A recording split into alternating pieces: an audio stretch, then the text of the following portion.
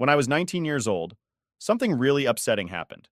My mom cheated on my dad with one of his close friends. This friend was about the same age as my dad, which made the whole thing even more painful. This betrayal was really tough on my dad. He was heartbroken because it was a double blow. His wife and his good buddy betrayed him. It hit him really hard, and he ended up struggling with depression and trust issues for a long time after that. My dad was so hurt that he stopped hanging out with his friends altogether and kind of shut himself off from everyone. During that tough time, I stayed close to my dad and helped him get through it. We got some professional help, and thankfully, with therapy, he started to get better and is doing okay now. But because of everything that happened, the last time I talked to my mom, I told her she was done with me, that I didn't want anything to do with her anymore. So, it's been about 8 years since I've spoken to her. Now, to make things even more complicated, my mom ended up marrying my dad's friend, the same one she had the affair with. And believe it or not, she even sent me an invitation to their wedding, which I thought was pretty bold and hurtful given everything that had happened.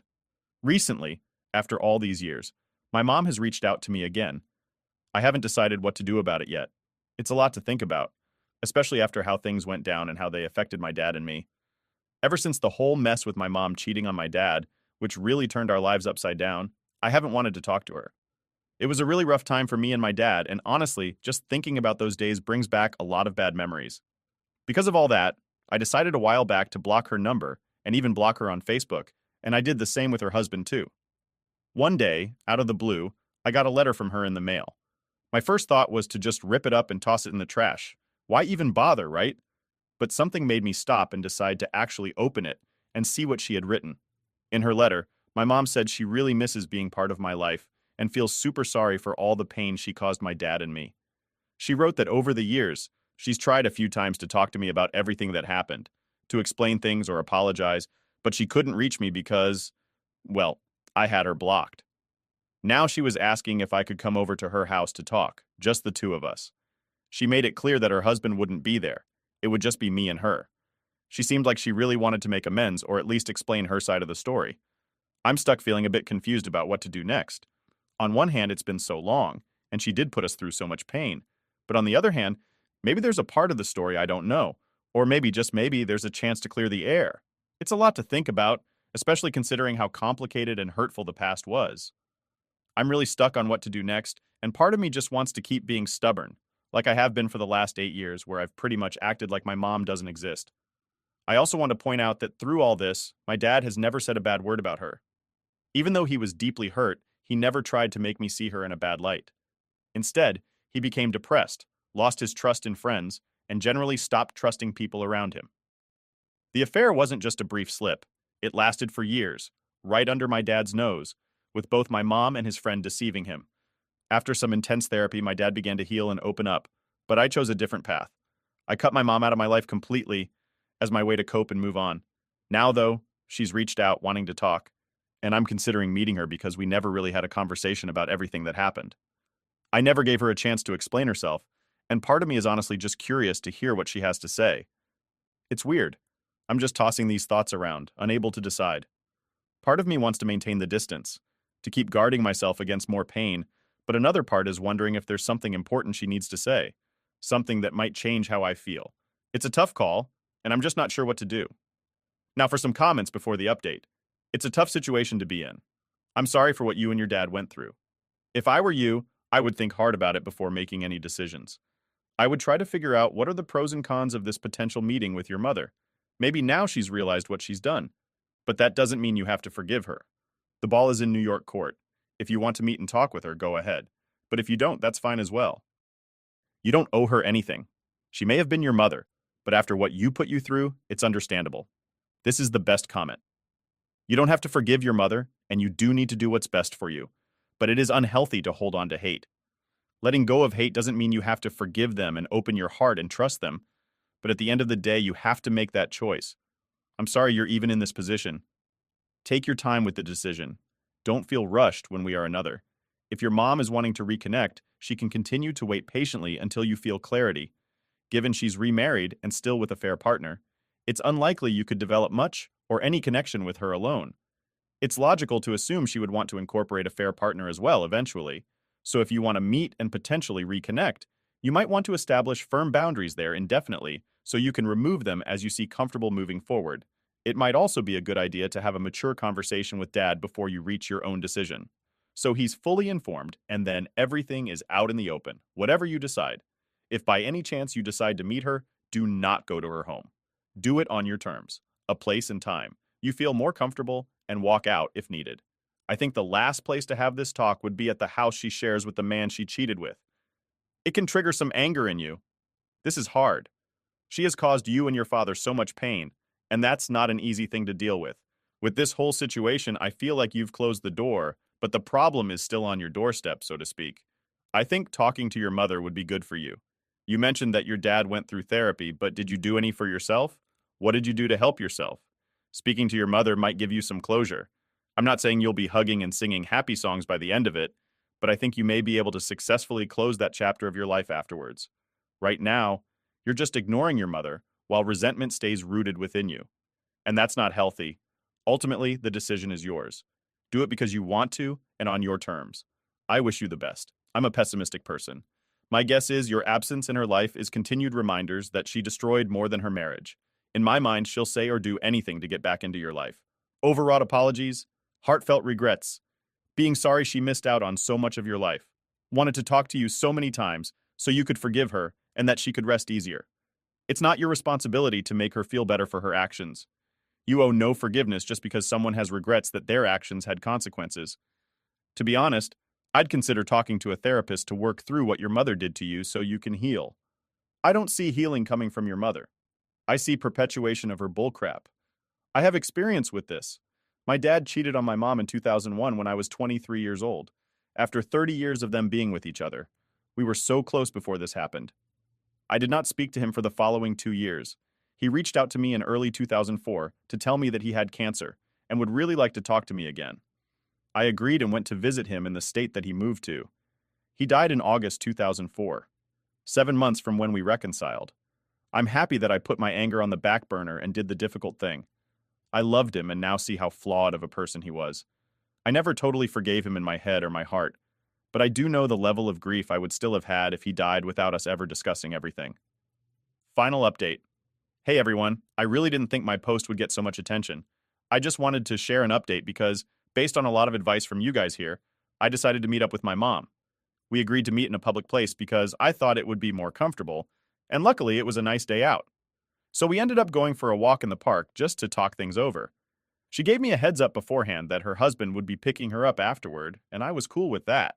It didn't really bother me. When we met, one of the first things I noticed was that she wasn't making any excuses for what had happened. She just kept apologizing, again and again.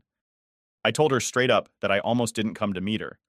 I made it clear that I wasn't there for her sake, but for my own. I needed to do this for me, to find some closure or understanding maybe. She seemed to get that. We found a bench and sat down just to keep talking. One big question I had was whether my dad had done anything wrong or if he had been abusive in any way, which might have led to what happened. But she was very clear in her answer. No, he hadn't. She admitted that she simply developed feelings for someone else and acknowledged that it wasn't an excuse for the years of deceit. It was a lot to process, and even though it was tough, I felt a bit lighter for having the conversation. I'm still sorting through my feelings about it all, but I'm glad I went. It was important for me to hear her side, even if it doesn't change the past. During our conversation in the park, I found myself confronting some deep feelings and memories. While my mom continued to express her apologies, I opened up about my own experiences and realizations from those difficult years. I remember telling her, "You lied to us. You lied to me too, not just to Dad." Reflecting on my teenage years, I've started to remember all these little moments that didn't seem important at the time but now feel so obvious. Like those times her ex-friend, now her husband, was over at our house when Dad was away. I look back and see how friendly you two were with each other, and I feel so foolish for not connecting the dots earlier. All these small memories that I never thought much about at the time suddenly make a lot of sense. I also shared with her how those years have shaped the way I think about that period of my life now, and I told her about the enormous pain Dad went through. He never spoke ill of her or her husband despite everything. But he struggled deeply with depression, to the point where I was genuinely scared I might find him gone one day, taken by his own hand. The betrayal by two of the closest people in his life, his wife and his best friend, had pushed him to the edge. In confronting these painful truths with my mom, I explained why I had made the decision to cut off all contact with her. It was what I felt was right, a necessary step for me to protect my own well-being and support my dad. I needed her to understand the impact of her actions, not just on him, but on me too. It was a hard conversation, but it was essential for me to express these things that had been weighing on me for so long. I made it very clear to her during our talk that my decision to cut ties was my own. I wasn't influenced by Dad. It was something I felt I needed to do for my own peace of mind. Given all that, one big question hung in the air. Why was she reaching out now after all these years? What did she want from me at this point? Her answer was simple but loaded with implications. She wanted to be part of my life again. I couldn't help but respond sharply. You should have thought about that while you were lying through your teeth for 5 years. It was hard for me to reconcile the warm memories I had of her and Dad's friend, who was almost like an uncle to me, with the betrayal they orchestrated right under our noses. We had even gone fishing together, him acting like Dad's buddy, all while entangled in lies and deception. I asked her, almost rhetorically, how could you manage it for so many years?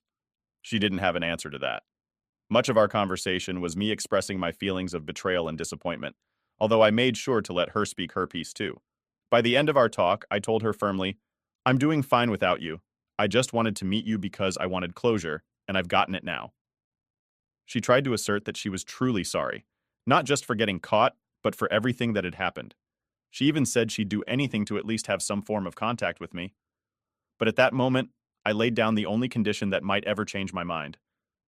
The only thing that would ever make me consider having any contact is for you to make a choice. I left it at that, not fully elaborating, but making it clear that some significant gesture of goodwill or change on her part would be necessary for me ever to consider reopening our relationship. After hearing her out and saying everything that was on my mind, I finally laid out the ultimatum that had been building up for years. You already made your choice. Either divorce him or stay with him and go no contact with me. But I'm not going to force you to make that choice because you already made it. I wanted her to understand the weight of her decisions, not just on her life, but on mine too. I then told her, I feel I got what I came for, which was some closure, and you wanted to speak your piece. Now you have. And I still don't feel I want to have any contact with you. Just leave me alone. You made your choice. I needed her to know that while I wasn't angry, I also couldn't just go back to how things were. The damage was too deep and too much had changed. However, as I spoke those words, I could feel that I was being harsher and colder than usual. Anyone who knows me would say that acting this way is out of character for me. I saw that she was in tears by the end of our conversation. Despite everything, seeing her like that wasn't easy. I simply told her, live your life. It was a tough, emotional moment, one where I had to stand firm on my boundaries while also confronting the complicated feelings that come with family and betrayal. While I sought closure, I also had to manage the mix of relief and sadness that came with finally saying everything that needed to be said. I ended our conversation with a definitive line, and I will live mine, but I don't want you to be a part of mine. It was clear and final. There was no handshake, no hug, just a walk away from the situation, from her. And honestly, I feel like I made the right call. Throughout the entire meeting, I stayed calm. There was no yelling, no name-calling. Keeping my composure was important to me, even though it was incredibly tough. Seeing my mom in tears was hard. It's not something I take lightly or am proud of causing. But it was essential for her to understand the full impact of her actions, not just in the past, but on our future relationship as well. I needed her to know clearly why I chose to cut contact, and to ensure she understood that this wasn't just a spontaneous decision, but one I had considered deeply for a long time. Despite the emotional difficulty of the moment, I feel lighter and ready to move on. Some might have expected a full meltdown if I ever confronted her, but the reality was calm. There were no dramatics. I had been preparing for this conversation for years in my head, rehearsing what I might say, how I might react. Now she knows where I stand. Edit. I just wanted to clarify something important. My mom isn't blocked on Facebook or on my phone anymore. If she has anything else she wants to say, I'm open to listening. During our conversation, I did throw a lot at her, and it was pretty intense. Who knows, maybe one day I might feel okay about having some form of contact with her again, but for now I don't feel ready for that. I need some time to process everything and see how I feel as time goes on. Story 2. I punched my husband in the face, and I'm having a hard time taking all the blame. We were in a massive argument, like one of those where everyone's voice gets louder and the air feels tense. Suddenly, he stepped way too close to me, invading my personal space, and he used the upper part of his body to shove me. This caught me off guard, and I nearly lost my balance and fell over. I was really shaken up, so I told him, "Back off and stop it." But instead of listening, he just did it again. Now I wasn't just standing there not knowing what was happening. I was fully aware, but I was also filled with fear and anger because of how aggressive he was being. In that moment, something inside me clicked, and I reacted by punching him. It's not something I ever imagined I'd do. It's totally out of character for me. But there's more to this story. I should mention that in the past, I've been through some really tough times where I was seriously hurt by someone else. And this wasn't the first time he acted this way toward me, so now I'm stuck trying to figure out what to do next. This is a whole new situation for me, and honestly, it's overwhelming to think about all of this. After everything calmed down a bit, he was getting ready to leave, and he put all the blame on me. He couldn't believe I had punched him, and he said it was going to take a really long time for him to forgive me. When I tried to explain why I reacted the way I did, hoping he'd understand, he just wouldn't accept my explanation. According to him, what I did was far worse than anything he did, which just made everything feel even more complicated. Now I'm left trying to sort through all these feelings and figure out our next steps. It's a lot for anyone to handle, especially when you're still trying to make sense of your emotions and reactions in such a charged moment. I'm really struggling with everything that's happened, and it feels incredibly tough and complex. I understand that violence isn't the right response, and I acknowledge that, but I also think the things leading up to my reaction are significant. It's not okay for someone to invade my personal space, shove me, or call me names. These actions make me feel threatened and can trigger a defensive reaction, especially with my past abuse experiences. I'm frustrated because I'm being treated like I'm the abuser when I felt I was responding to being threatened. It's difficult because it's not just about who did what first. It's about a pattern of behavior that has made me feel unsafe. The dynamic between us is complicated, with my past trauma and our current issues intersecting. He has gotten in my face before, pushed me, and made me feel physically at risk. My reaction, while regrettable, came from a place of feeling cornered and needing to defend myself. This doesn't make my punch okay, but it does explain some of the reasons behind it. I think it might help to talk about these incidents with someone neutral, like a counselor or therapist. They could help me find safer ways to handle confrontations and work through my trauma responses, like the blackouts and flashbacks from my PTSD. As for whether I'm completely wrong, I don't think it's about being right or wrong in a situation as nuanced as this. It's more about understanding my triggers, how I respond, and how to manage them better in the future. I also need to think about why I'm staying in this relationship and whether it's good for my mental health and safety, considering my history. Reflecting on this could help me figure out what's healthiest for me moving forward. In the past, when things got really bad between us, he would take the blame. But not this time. I've never been the one to make the first move to hit, especially not in the face. This time, though, the mix of anger and hurt from being treated so poorly by someone I love, coupled with the fear and panic I felt, made me snap. I didn't hit him as hard as I could have. Not that it makes it okay, but I want to point out that it wasn't a punch thrown in pure anger. It was more out of panic, a sloppy reaction in a moment of fear. I've tried talking to him about this, explaining how I felt and what led up to that moment, but right now, I'm being painted as the villain. It's hard to tell if he's just playing games with my mind. I understand why I reacted the way I did, even though he was being aggressive too. But maybe he's right? I'm really trying to work out if I'm completely in the wrong here. They keep telling me I am, and it's weighing heavily on me. I'm searching for some clarity, trying to understand if my actions were totally unjustified or if there's some understanding to be found in the chaos of our conflict. Story 3. Grandmother gave my brother and me an equal share portfolio each when we were kids. Brother sold his when they were worth a car. I left mine in, and now they're a substantial amount. Brother and his girlfriend want my half now. When my brother was 16 and I was 4, my grandmother set aside a share portfolio for us. As soon as we were old enough, it was transferred into our own accounts, and it was only 4 years later that my brother dipped heavily into his and bought a new Honda. I knew about mine for much longer than he did before it became mine, and watched it grow since I understood what it was. By the time I was given full control, it was already worth a ridiculous amount because a big portion of it was invested in Apple, and I'm torn on using the funds locked up as they are because Dad drilled it into me to leave it to grow until I'm 40-something. I don't talk much with my brother.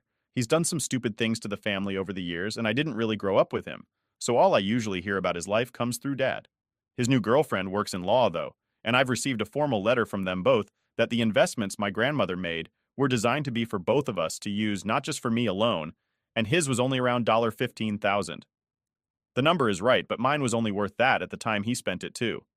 They want half of the value of mine now, and his girlfriend has informed me if I don't give them access, then the legal fees and fines would eat up my half and I'd be left with nothing. The dividends alone support a huge part of my life, and they've saved me a few times. If half of that disappeared, it'd set me back years. I know it sounds selfish, but I'm really used to having the extra income back me up when I've wanted to move. I've lived in 4 states by my own choice, and I want to move and take in more before I settle down, if I ever do.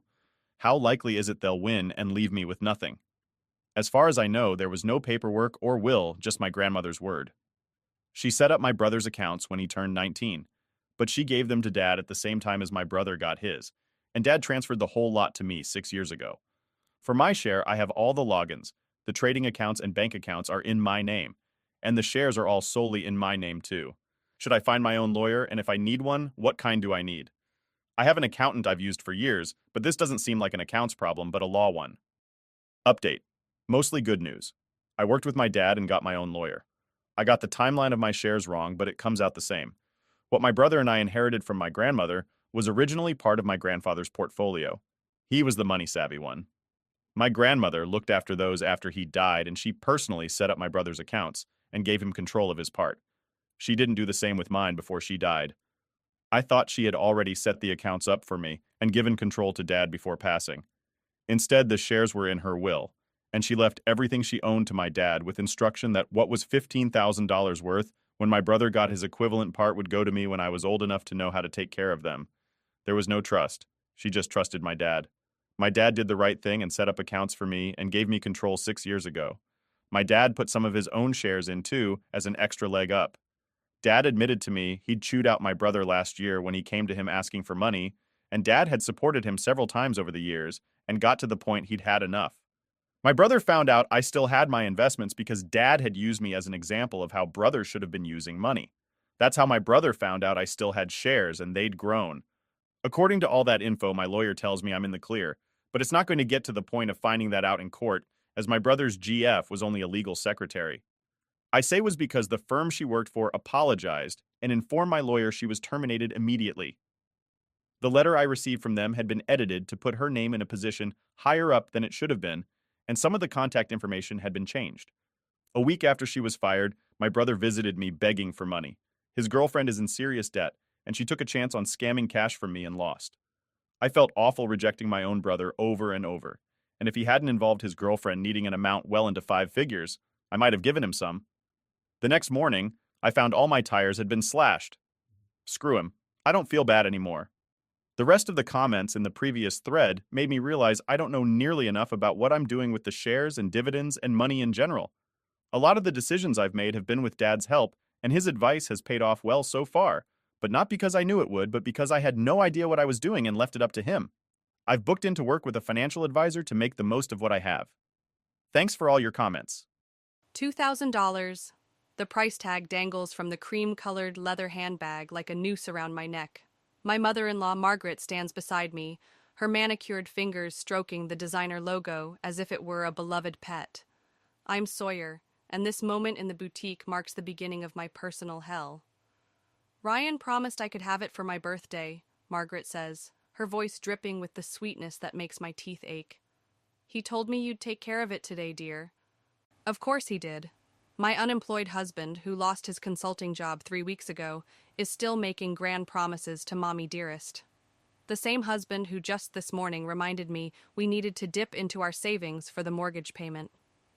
Did he mention we're behind on our property taxes? The words slip out before I can stop them. Margaret's face tightens, that familiar flash of disapproval crossing her features. Money troubles are so common, she says, waving her hand dismissively. Ryan assured me you're doing quite well with the bookshop.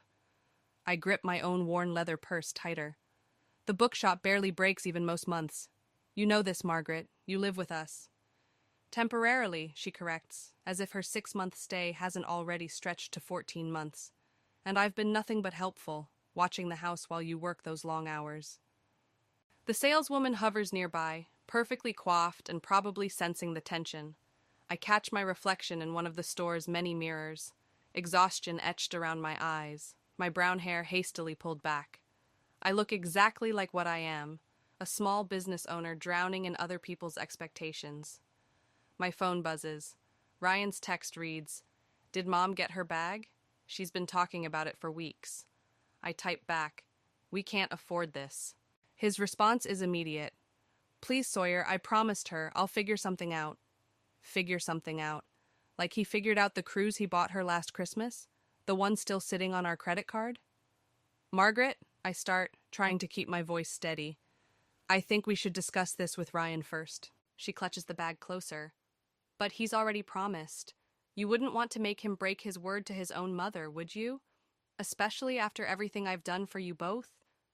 The manipulation is so obvious it would be laughable if it wasn't so effective. Ryan will cave. He always does. And somehow I'm the one who ends up paying the price. "I'm sorry," I tell the saleswoman. "We won't be taking it today." Margaret's face crumples like expensive tissue paper. "I'll just call Ryan myself." She steps away, phone already in hand, and I hear her voice shift to that trembling tone she uses to get her way. "Ryan, sweetheart, your wife is being difficult." My phone lights up again. "Ryan, just buy it. I'll make it up to you." The fury rises in my chest, hot and familiar. This is the moment. Standing in this overpriced boutique, watching my mother-in-law orchestrate yet another financial disaster, when something inside me finally snaps. I walk out of the store, Margaret's protests fading behind me. By the time I reach my car, I've received 6 messages from Ryan, each more desperate than the last. The last one reads, "Please go back. You know how she gets." Yes, I do know how she gets. I know exactly how they both get. And for the first time, I realize I'm done playing this game. The handbag isn't just a handbag.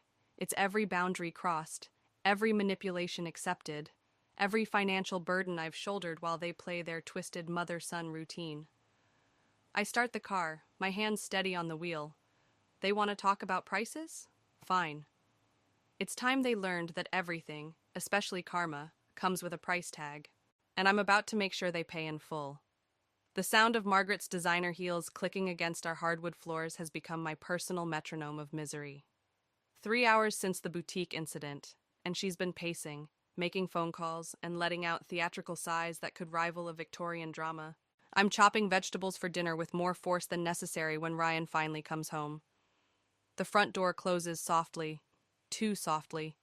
He's trying to avoid confrontation, which means Margaret has already worked her magic. "Sawyer?" His voice carries that placating tone I've grown to hate. "Can we talk?" The knife comes down hard on a carrot. "About how you promised your mother a $2,000 handbag with money we don't have?" He steps into the kitchen, loosening his tie, the one he still wears to job interviews that go nowhere.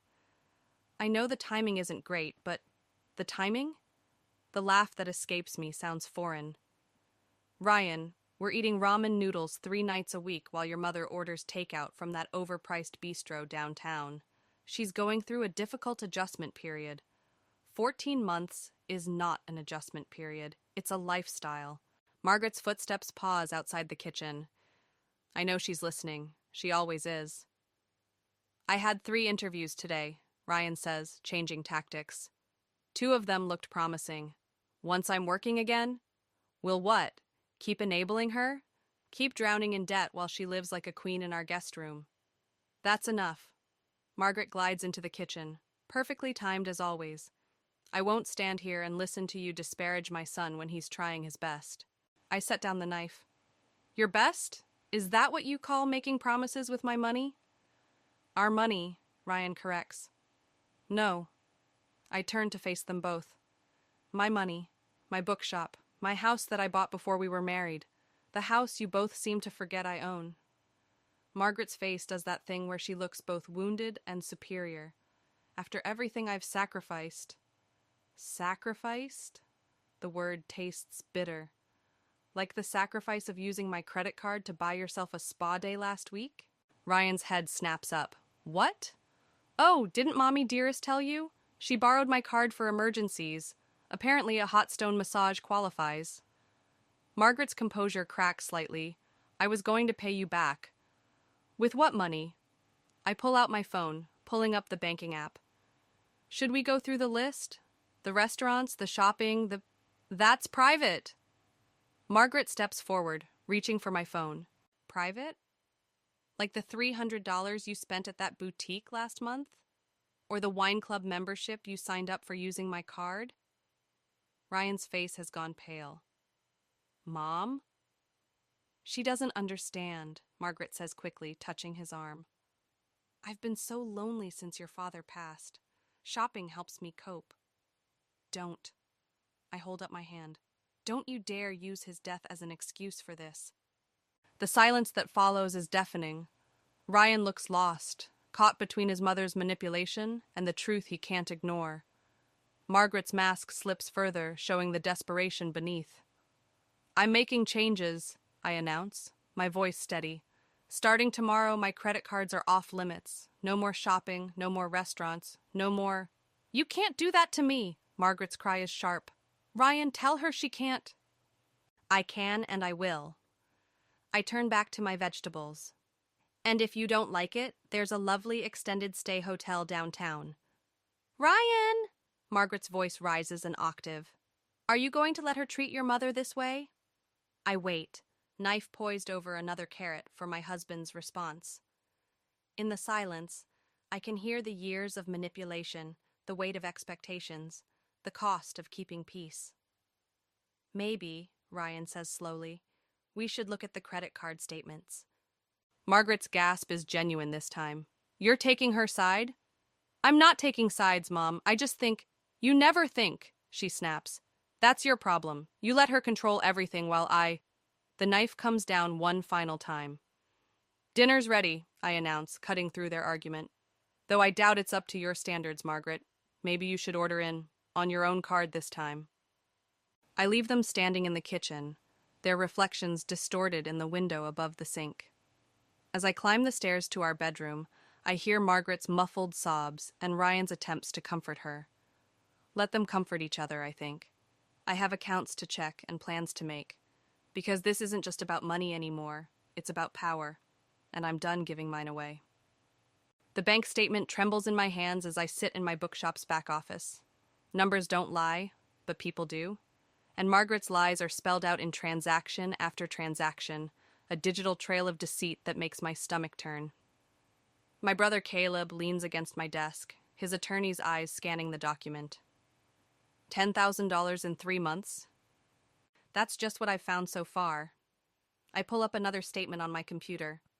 Look at these charges. Designer boutiques, jewelry stores, wine clubs, all while Ryan's been unemployed. And these are all from your accounts? My business account.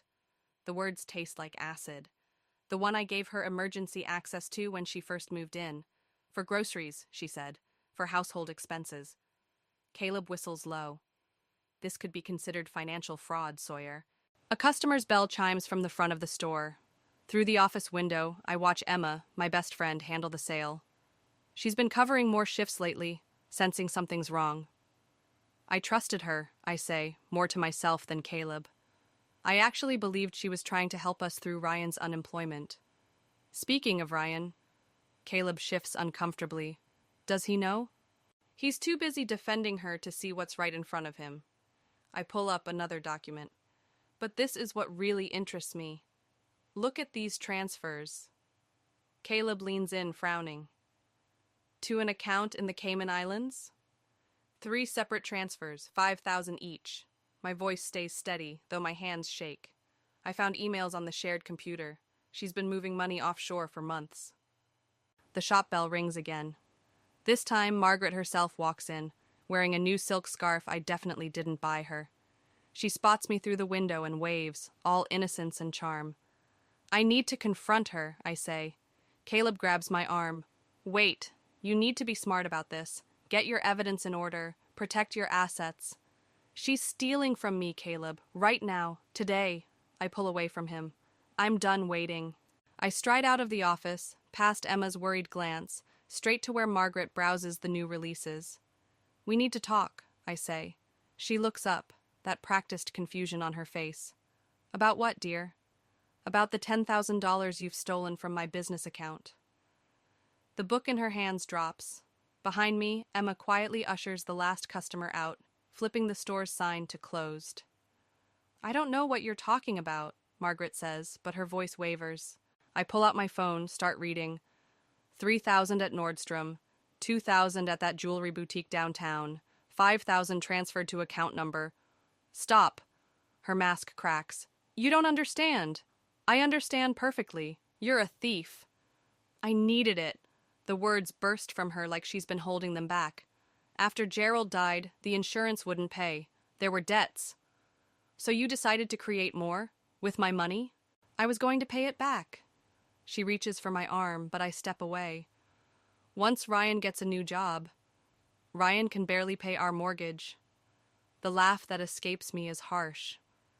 But you knew that when you bought those first-class tickets to Miami last week, didn't you? Her face changes, calculation replacing desperation.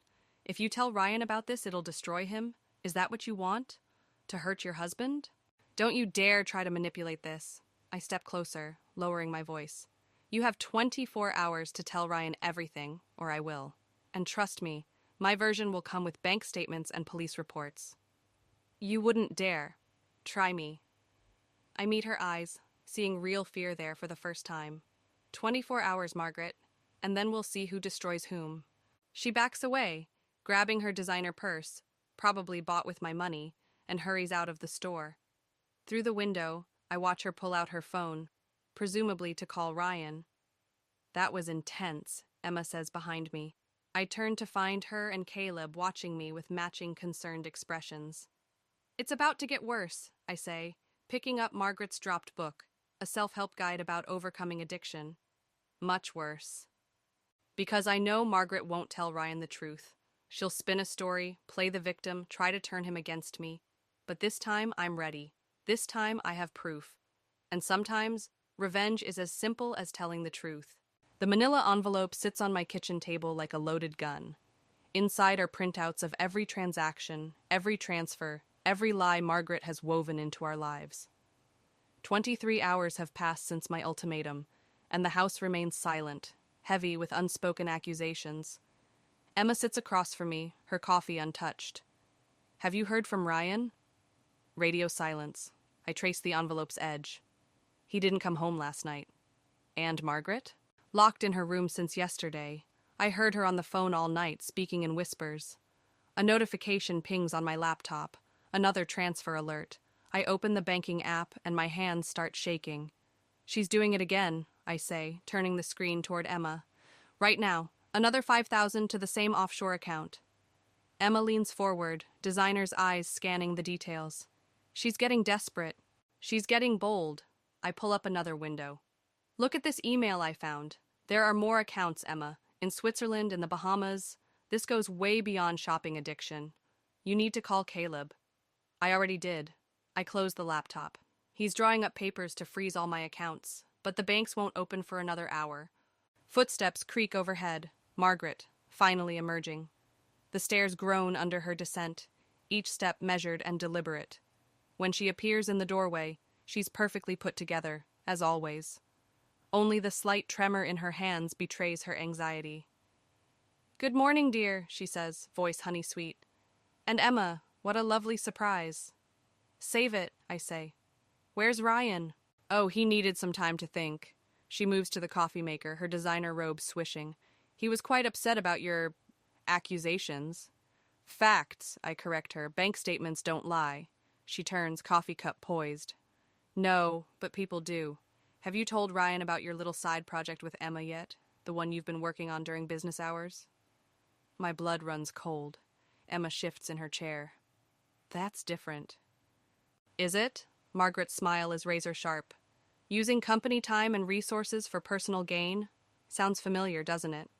We're designing book covers, Emma interjects. It's related to the business.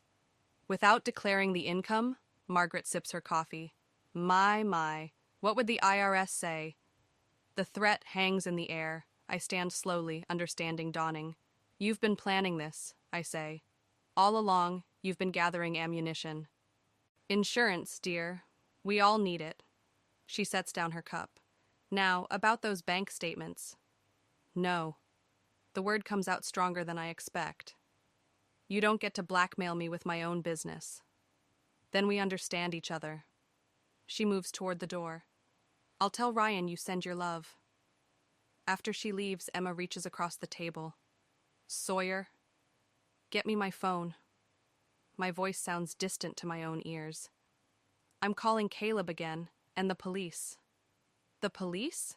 But she just threatened. Exactly. I pull out a USB drive from my pocket, and I recorded every word. Emma's eyes widen. You knew she'd try something like this? I knew she'd get cocky. I plugged the drive into my laptop. But she made a mistake. She admitted to knowing about the offshore accounts, on tape. What about your side business? It's legitimate. Declared. Filed. I meet Emma's gaze. I've been planning too. My phone buzzes, Ryan's name flashing on the screen. For the first time in hours, I smile. Let the games begin, I murmur, reaching for the phone. Because Margaret isn't the only one who knows how to play the long game. She taught me well, too well. And now it's time to show her exactly what revenge looks like when you push someone too far. I answer the call, voice steady. Ryan, we need to talk about your mother's offshore accounts. The sharp intake of breath on the other end tells me everything I need to know. Margaret may have taught me about manipulation, but she never learned the most important lesson. Sometimes the truth is the deadliest weapon of all. And I'm done playing defense. The divorce papers feel heavier than they should, tucked inside my laptop bag as I enter our favorite coffee shop. Ryan sits at our usual corner table, his shoulders tight with tension. He hasn't noticed me yet, too busy staring into his untouched coffee like it holds answers. 3 days since I revealed Margaret's offshore accounts. 3 days of silence, punctuated only by hushed phone calls and slammed doors. You came, he says as I slide into the seat across from him. His voice sounds hollow, aged. Did you think I wouldn't? Honestly, I don't know what to think anymore. He pushes a folder across the table. I found these in Mom's room. Inside are bank statements, but not mine. These show transfers from accounts I've never seen, dating back years before Gerald's death, before our marriage, before everything. Your father's signature, I note, pointing to a document. But these dates... He was dead by then. Ryan's hands shake as he reaches for his coffee. She forged them, used his identity to open accounts, take out loans. Ryan, there's more. He pulls out his phone, slides it toward me. On the screen is an email chain between Margaret and someone named James Sullivan. The subject line reads, Gerald's life insurance policy. My stomach drops as I read. She falsified his death certificate, changed the date, made it look like he died 6 months later than he did. Ryan's laugh is bitter. All so she could keep collecting his pension, his social security, using my dead father like some kind of ATM. The coffee shop bustles around us, oblivious to our world crumbling. A barista calls out orders. Someone laughs too loudly. I confronted her, Ryan continues. She said she did it for me, to maintain our lifestyle, to make sure I had opportunities. And you believe her? I don't know what to believe anymore. He meets my eyes for the first time. But I know you were right. About everything. The divorce papers in my bag seem to pulse, demanding attention. But something stops me from pulling them out. There's something else, Ryan says, his voice dropping. The police came to the house this morning. Apparently some of that money. It wasn't just from Dad's accounts. My phone buzzes. Caleb calling. I silence it. What do you mean? Remember that charity foundation Mom started after Dad died? The one for underprivileged students? Ryan's voice cracks. It was a front. She was laundering money through it, using my father's reputation to... He breaks off as my phone buzzes again. This time it's Emma. You should get that, he says. I answer.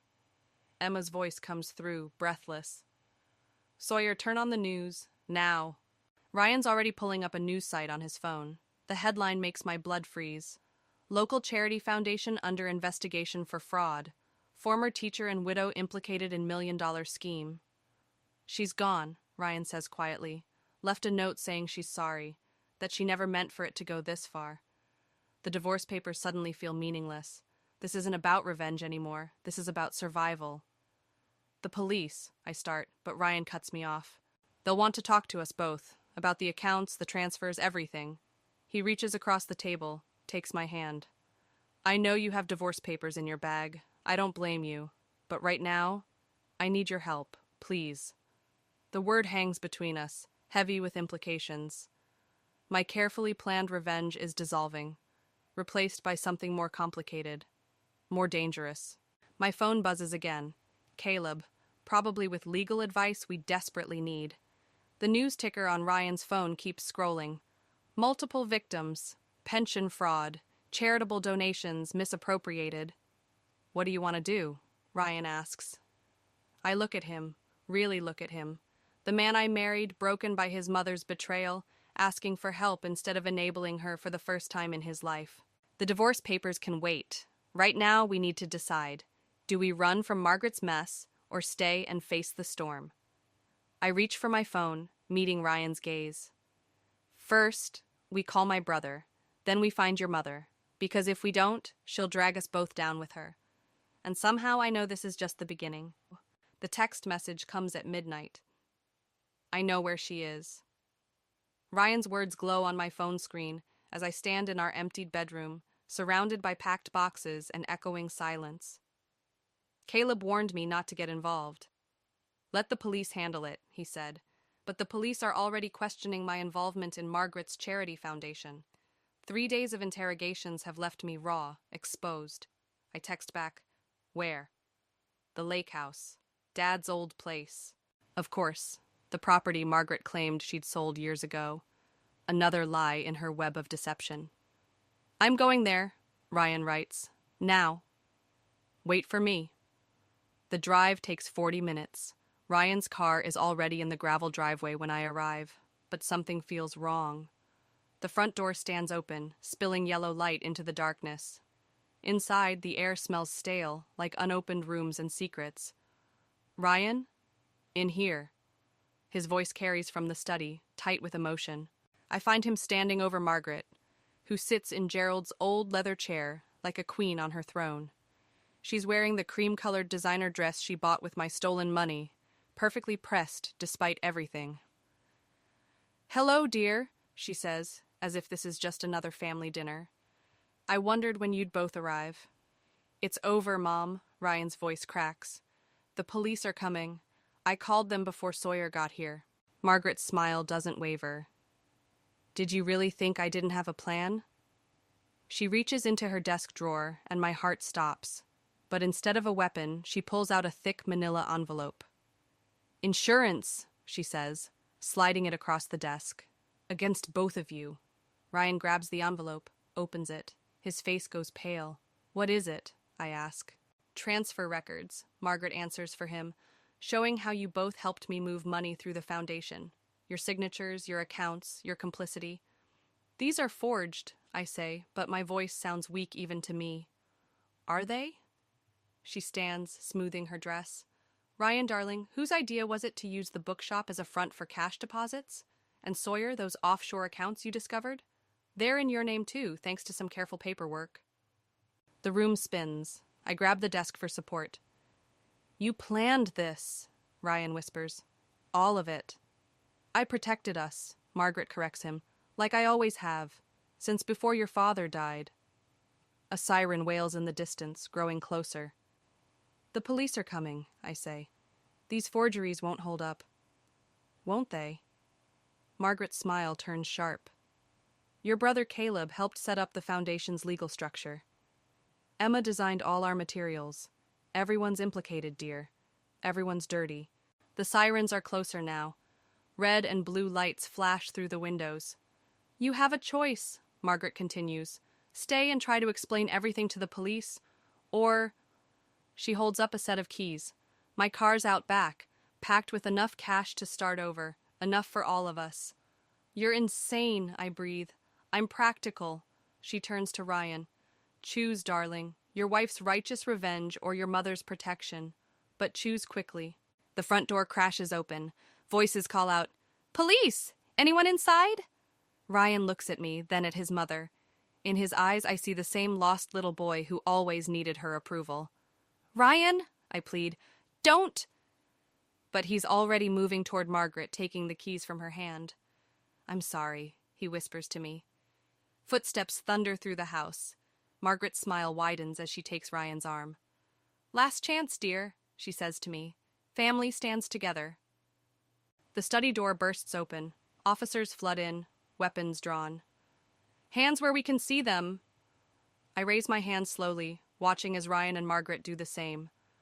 But Margaret's still smiling, and I finally understand why. Because in trying to expose her lies, I've become tangled in them. In seeking revenge, I've given her the perfect weapon against me. And now, standing in Gerald's study with police surrounding us, I realize the terrible truth. Sometimes the price of revenge isn't just karma. Sometimes it's everything you have left. The interrogation room's fluorescent lights cast harsh shadows across Margaret's face as she sits across from me, her designer dress replaced by prison orange. 3 days since our arrest, and she still manages to look composed, unbreakable. Sign the confession, I say, sliding the papers across the metal table. Admit what you did to Gerald's accounts. She glances at the documents, then back at me. And why would I do that? Because I found Gerald's real files. The USB drive sits between us like a loaded gun. The ones you thought you destroyed. For the first time, her mask slips. Just slightly. Ryan's outside, I continue. He knows everything. About Gerald's life insurance, the forged death certificate, You turned my son against me. Her voice carries a dangerous edge. No, your lies did that. The door opens. Caleb enters, followed by 2 detectives. My brother's face is grim as he sets down his briefcase. The forensic accountants finished their review, he announces. They found something interesting in Gerald's old home office. Margaret's fingers twitch. That office was cleared out years ago. Behind the drywall, Caleb continues. A safe, with very detailed records. Gerald's dead, Margaret snaps. Whatever you found is dated after his death.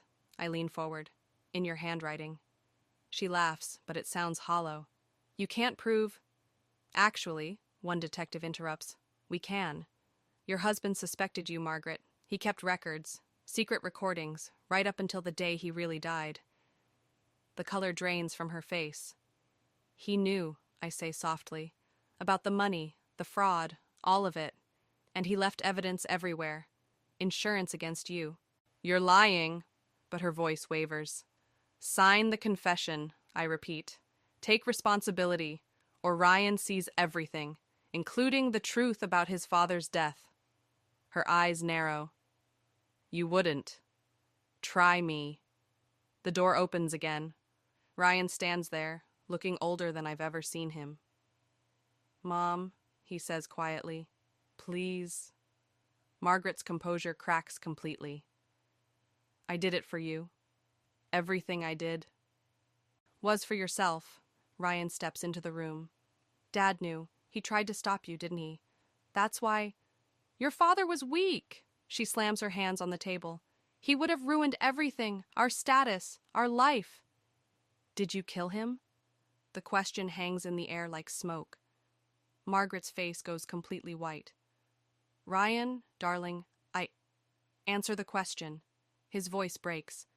When you forged his death certificate, was he already dead? Or did you... He was going to expose everything. The words burst from her like poison. He would have destroyed us. I had to protect us. I had to... Ryan turns away, shoulders shaking. The detective steps forward with handcuffs. Margaret Thompson, you're under arrest for the murder of Gerald Thompson. I stand, my legs unsteady. This was supposed to be about revenge, about justice for her financial crimes. Not this. Never this. Sawyer! Margaret's voice stops me at the door. You think you've won? You think this makes you better than me? I turn back. No, it makes me different from you. That's enough. Outside the interrogation room, Ryan leans against the wall, tears streaming down his face. When he looks at me, I see something I've never seen before. Freedom. The divorce papers, he says. Do you still have them? I nod. Good. He straightens up. Because I need to start over, without her shadow, without her lies. Ryan. Thank you, he cuts me off, for showing me the truth, even when I didn't want to see it. The detective emerges, leading Margaret away. She holds her head high, but her eyes tell a different story. The story of a woman who destroyed everything she claimed to protect. As they pass, she whispers, Karma's a patient enemy, dear. I watch them disappear down the corridor, Ryan's words echoing in my mind. Starting over. Maybe that's what this was always about. Not revenge, but resurrection. The chance to build something new from the ashes of necessary destruction. I pull out my phone, text Emma. It's done. Because sometimes the greatest revenge isn't in destroying someone else's life. It's in reclaiming your own. The cream-colored handbag sits on my desk at the bookshop, price tag still attached. Margaret's final purchase request, the one that started everything. Emma watches as I lift it, feeling its weight one last time. What are you going to do with it? She asks. Through the shop window, autumn leaves scatter across the sidewalk. The store's been closed for inventory, but really, I needed space to sort through more than just books. Return it, I say, placing it in a shopping bag. Some things aren't worth keeping. My phone buzzes, a text from Ryan. Signed the papers, they're with Caleb. Simple words marking the end of a complicated story. I don't reply. The website launches tomorrow, Emma says, changing the subject. She pulls up our new digital storefront on her laptop. Online rare book sales. Who knew your obsession with first editions would turn into this? I manage a smile. Better than offshore accounts. The bell above the door chimes. Caleb enters, holding a manila envelope and a newspaper. Thought you might want to see this, he says, handing me the paper. The headline reads, Local teacher pleads guilty in fraud case. Below it, a smaller headline, Murder investigation ongoing. She took the deal? Emma asks. 20 years. Caleb sets the envelope on my desk. The divorce papers are inside, and something else, from Gerald's safe. I open the envelope, pull out an old leather journal. Inside, Gerald's handwriting fills the pages with dates, amounts, observations. But on the last page, there's a letter addressed to Ryan. Have you read it? I ask Caleb. He shakes his head. That's not my place. I text Ryan. Found something of your father's. Your choice if you want to see it. His response comes quickly. Bring it to the lake house tomorrow? You don't have to go, Emma says. Yes, I do. I tuck the journal away. Some stories need proper endings. Caleb picks up the shopping bag with the handbag. I'll return this for you. No, I take it back. I need to do it myself. After they leave, I walk through my shop, running fingers along book spines. Each volume tells a story of survival, of change, of consequences. Like the rare first editions I've collected, some things become more valuable after weathering time and trauma. My phone buzzes again. A message from an unknown number. Margaret. Karma works both ways, dear. Remember that. I delete the message without responding. She's right, in her way. Karma does work both ways, but so does healing. The shop bell chimes again. A teenage girl enters, looking lost. Can I help you?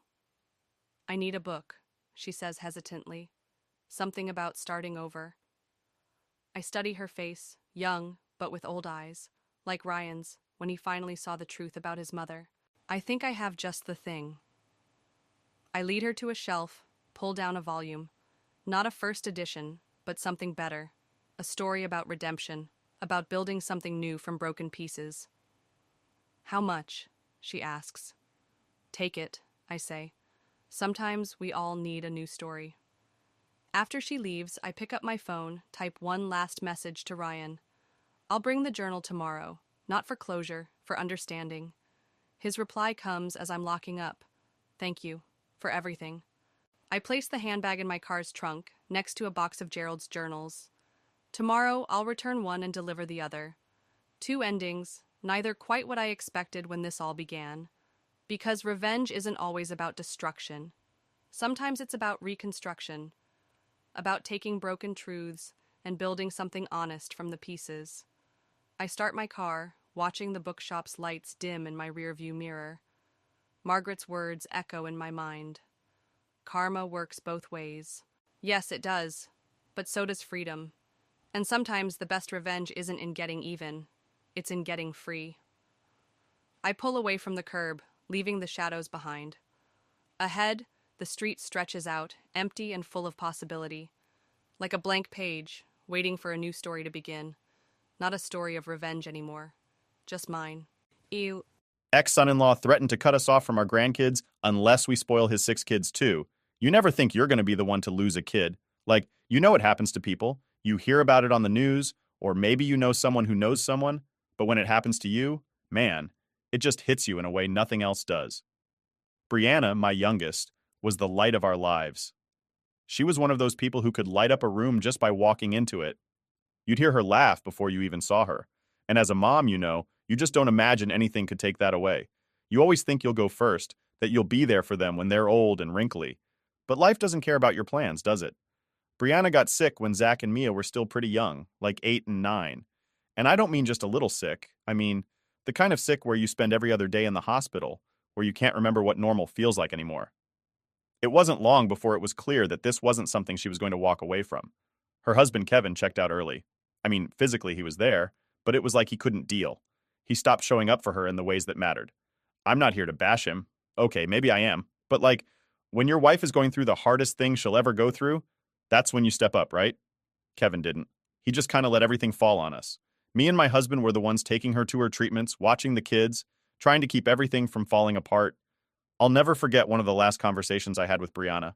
She was so tired, Not just from the illness, but from worrying about what would happen to her kids when she wasn't there anymore. She told me she was scared Kevin would replace her, that he'd bring some new woman in and the kids would forget her. And man, when your kid looks at you like that, so scared and so helpless, you make promises you never thought you'd have to make. I told her we'd always be there for Zach and Mia, that we'd make sure they'd always remember their mom and know how much she loved them. She made me swear we'd look out for them no matter what, and I did. I meant it too. When she finally passed, I don't know how to explain it. It's like there's this huge hole in your chest where your heart used to be, and nothing can fill it. But we had to stay strong for Zach and Mia. They were devastated, and we were all they had left of their mom. I remember how Zach wouldn't let go of Brianna's hand, even after she was gone, like he thought if he just held on tight enough, she wouldn't leave. Mia barely said anything for weeks. The way they grieved, it broke my heart all over again. We tried to hold everything together, but Kevin? 8 months. 8 months after Brianna passed, this man moved some woman, Cindy, into their house. I still remember the first time Zach and Mia told me about her. It was like they were scared to say her name, like just talking about her was betraying their mom. I won't lie, I hated her before I even met her. Not because of who she was, but because of what she represented. It was too soon. Brianna hadn't even been gone a year, and he was already playing house with someone else. It felt like a slap in the face. Cindy, by the way, came with her own set of baggage. She had a kid from some other guy. And if that wasn't enough, she was pregnant with Kevin's kid, too. It was like watching a train wreck in slow motion. But the worst part wasn't Cindy herself. It was the fact that Kevin acted like this was normal. Like we were all just supposed to pretend that this was some natural progression. He even had the audacity to suggest that we treat Cindy's kid like our own grandkid. Now, I love kids. I've raised 3 of them. And I'd go to the ends of the earth for my grandchildren. But let me be clear, Cindy's kid was not my grandchild. I wasn't about to sit there and pretend otherwise. But Kevin, in his infinite wisdom, decided to lay down some rules. He said that if we wanted to stay in Zach and Mia's lives, we had to accept Cindy's kid as part of the package deal. Like, are you serious? We had to treat her kid like one of our own or else risk losing our relationship with Zach and Mia?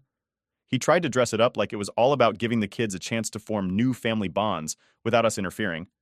But I saw right through that crap. It was him trying to wipe away Brianna's memory. He wanted to replace her with this new woman and her kids, and that wasn't happening on my watch. No way. At that point, we were backed into a corner. We loved Zach and Mia more than anything, and the idea of losing them was unbearable. So, we talked to a lawyer. Turns out we could get grandparents' visitation rights, and we went for it. Yeah, it was a messy, painful process, but in the end we got what we wanted. Time with Zach and Mia. It wasn't a lot at first, just weekends here and there. but it was enough to keep that connection strong. And let me tell you, Zach and Mia made it clear from day one that they had no interest in their dad's new family. They came to our house, and it was like a weight lifted off their shoulders. They didn't have to play nice with Cindy or pretend like everything was okay. They could just be themselves. They could talk about their mom, laugh about old memories, and not feel guilty about it. Kevin never liked it, though. I could see it every time he dropped them off or picked them up. He knew they weren't bonding with Cindy's kid or the new baby, and he hated that. But that wasn't my problem. My only concern was Zach and Mia. They were my family, and I wasn't going to let anyone take them away from me. Things were already pretty tense after Kevin brought Cindy into the picture, but what really kicked it up a notch was when he started pushing this package deal nonsense. At first I thought maybe he was just trying to find a way to blend their families, but it wasn't like that. It felt more like he wanted to erase the past and start over, and that meant wiping out anything that connected Zach and Mia to their mom, Brianna.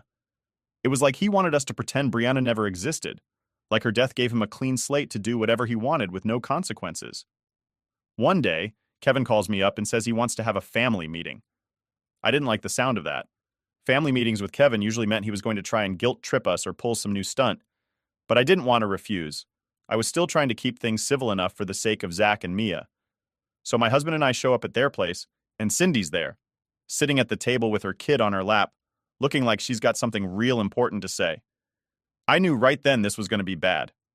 Kevin starts off all polite, talking about how things have been hard on the kids since Brianna passed, and how much he appreciates us being in their lives.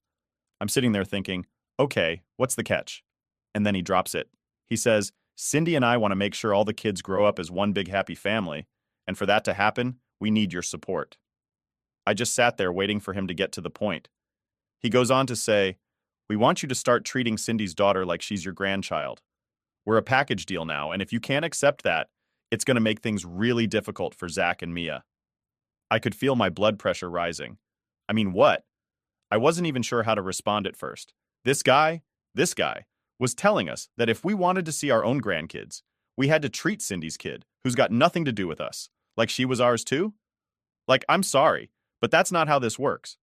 My husband, always the more level-headed one, tried to stay calm. He said, we're here for Zach and Mia, and we always will be.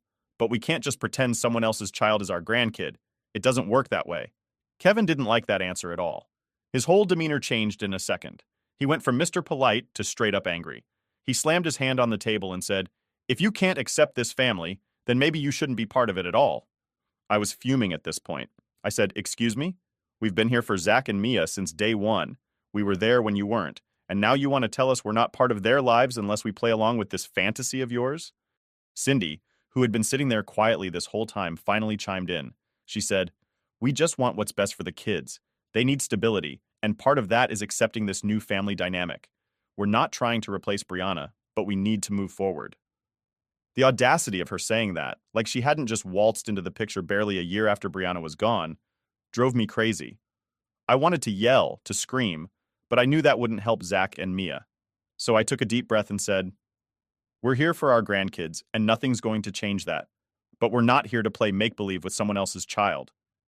Kevin just stared at me, like he couldn't believe I was standing my ground. Then he said something I'll never forget.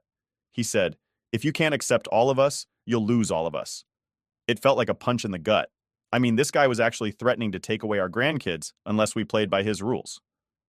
I looked over at my husband, and I could tell he was thinking the same thing I was. We couldn't let that happen. But at the same time, I wasn't going to let Kevin manipulate us into pretending something that wasn't real. Cindy's kid wasn't our grandchild, and I wasn't going to pretend she was just to keep Kevin happy. The rest of the meeting was basically a standoff.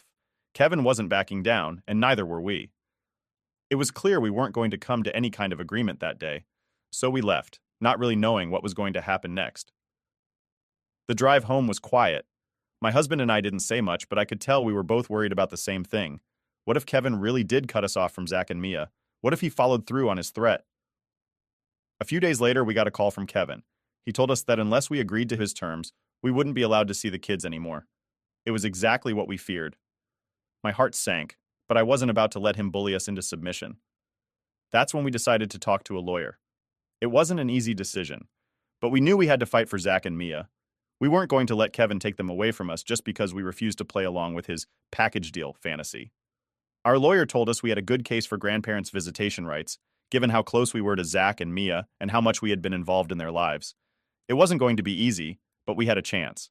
When we told Kevin we were taking legal action, he flipped. He accused us of trying to destroy his new family, of not caring about what was best for the kids. But I knew that wasn't true. We cared more about Zach and Mia than anything, and that's why we were willing to fight for them. The court process was stressful and dragged out, but in the end, we got what we wanted. Visitation rights with Zach and Mia. It wasn't as much time as we had before, but it was enough. And the best part was that Zach and Mia made it clear they still wanted to be part of our lives. They didn't care about their dad's threats or his new family. They cared about us, and that was all that mattered. Update 1. By the time we had our visitation rights sorted, things started changing in Kevin's world, and not for the better. I wasn't surprised, though. I always had a gut feeling that his choices were going to catch up to him sooner or later. You can't just blow up your family and pretend like everything's fine. For starters, Kevin's relationship with his own family went down the drain. His parents, siblings, they all distanced themselves after what he pulled. They were always close with Brianna, and it didn't sit right with them how fast he moved on. One day he's burying his wife, and the next he's playing house with Cindy and her kid. I guess his parents couldn't get on board with that, and they started fading out of his life. He wasn't talking to them much, and when he did, it was just arguments about the way he was handling things. Honestly, that's when I realized just how much of a mess Kevin's life had become. I mean, it's one thing to lose your wife, but to then alienate your entire family in the process? That's on you. I can't say I felt bad for him. I was still angry at him for trying to control how we were supposed to act around Zach and Mia, but at the same time, I knew this wasn't just affecting him. It was dragging Zach and Mia down too. Then there was Cindy's side of the family, and trust me, they were just as distant. I don't know all the details, but from what I gathered, Cindy's family wasn't exactly thrilled about her bringing Kevin into the picture. They weren't close to begin with, and now that she had moved in with a guy who had his own baggage, it seemed like they'd washed their hands of her. So now Kevin was stuck in this house with 6 kids, and no one was willing to help him out. It was just him and Cindy, and honestly, they were both drowning. Zach and Mia told me little things here and there about how things were going at home. They never outright complained, but you could tell things weren't great. Zach mentioned that Cindy's first kid, from her previous relationship, was acting out a lot. I guess the poor kid was confused, didn't know where she fit in this mess of a blended family. I mean, she had her mom, but her dad was out of the picture, and now she was living with Kevin, who probably didn't treat her much differently than we did. Not like his own. That kind of stuff messes with a kid's head. And then there were the 2 new kids, Kevin's and Cindy's, both under 5 years old, running around the house while Zach and Mia were trying to keep their heads down and survive. You could tell they weren't really part of that new family. They were Brianna's kids, not Cindy's. And no matter how hard Kevin tried to push that package deal, it was clear the lines were drawn. At first, I thought maybe Zach and Mia would start pulling away from us because of all this. Like maybe they'd feel bad for not bonding with their half-siblings, or start falling in line with their dad's new family. But nope. If anything, they wanted to spend more time with us. They were both teenagers by then, and teenagers have a pretty good sense of who they want to be around. And it wasn't Kevin or Cindy. They were always calling, asking if they could come over for the weekend or stay during breaks. And of course, we always said yes. We made sure Zach and Mia had everything they needed when they were with us. We didn't want them feeling like they were missing out on anything just because their home life was falling apart. I'll admit we spoiled them more than maybe some grandparents would, but I felt like we had to. They deserved it after everything they'd been through. Kevin, though, he wasn't happy about that. He made it clear he thought we were giving them too much, making things too easy for them. He said they needed to learn responsibility and that we were undermining his parenting. I almost laughed when he said that, because what parenting was he even talking about? From what I could see, he wasn't doing much of it. One time, Zach came over to our place and showed me some new shoes he'd gotten from Kevin. They were cheap, falling apart after just a few weeks. Zach wasn't complaining, but I could tell he was embarrassed. That's when I took him out and got him a proper pair of shoes, the kind that would actually last. Kevin found out about it later and threw a fit. He said we were making him look bad in front of his own son. But the thing is, I wasn't trying to show him up. I just wanted Zach to have something decent. It was stuff like that that really started to grind on Kevin. He didn't like that Zach and Mia were more excited about spending time with us than with him. And it wasn't just about material things either. When they came to our place, they could relax, be themselves, and not have to worry about the chaos going on at home. That's what bothered Kevin the most. The more Kevin lost control of his own family, the more he tried to blame us for it. He'd say stuff like, You're spoiling them, and it's making them ungrateful. Or, they're never going to respect me as their father if you keep undermining everything I'm trying to teach them. But what was he really teaching them? How to live in a dysfunctional house with a revolving door of step-siblings and no real support? Yeah, no thanks. Things came to a head when Zach and Mia both told Kevin they didn't want to be around their younger siblings anymore. It was too much. They said they felt like babysitters, always having to look after the little ones while Kevin and Cindy did, well, whatever it is they did. That's when Kevin really started to freak out. He realized that the big happy family he had been trying to force wasn't happening. His older kids didn't want to be part of it, and his younger kids weren't getting any of the attention they needed. It was a total mess. By this point, Kevin was starting to see the walls closing in. His family was gone, Cindy's family was gone, and now Zach and Mia were spending as much time as possible away from him. He was isolated, and he didn't know how to handle it. The more desperate he got, the more he tried to guilt us into helping with the other kids. He said things like, "You're tearing this family apart," or, "If you really cared about Zach and Mia, you'd care about their siblings too." But I wasn't buying it. It wasn't our job to clean up his mess. We were there for Zach and Mia, and that wasn't going to change. Update 2. It all came to a head one weekend when Zach and Mia were staying with us. They'd been spending more time with us lately, and honestly, it was starting to feel like they were avoiding their own house altogether. I didn't mind, of course. We loved having them around, and they seemed happier here than they did at home. But I knew it was only a matter of time before Kevin would make a fuss about it. Sure enough, that Saturday afternoon, Kevin showed up unannounced. He barged in like he owned the place, didn't even bother knocking. I was in the kitchen when I heard the front door slam, and when I went to see what was going on, there he was, standing in the middle of the living room with this angry look on his face. "What the hell is going on here?" he demanded. "Why are my kids always over here?" I could feel the tension in the room instantly. Zach and Mia were sitting on the couch, eyes wide, not saying a word. My husband stood up from his chair, trying to keep things calm, but you could tell he wasn't happy about the way Kevin had barged in. I didn't raise my voice, but I didn't back down either. "They want to be here, Kevin," I said. "They're welcome here any time, you know that." Kevin shook his head, pacing back and forth. "This isn't right. They're my kids, not yours. They should be spending time with their family, with their siblings, not hiding out here all the time." At this point, Zach stood up, clearly upset. "We're not hiding, Dad. We just want some space." Kevin turned on him, his face red with anger. "Space from what? Your own family? You're always at your grandparents' house, and now your siblings don't even know you anymore." I could see Zach's fists clenching, and I knew this wasn't going to end well if I didn't step in. So I did what I always do. I tried to keep things from exploding. I stepped between them, looking Kevin right in the eye. "They're teenagers, Kevin. They need their space.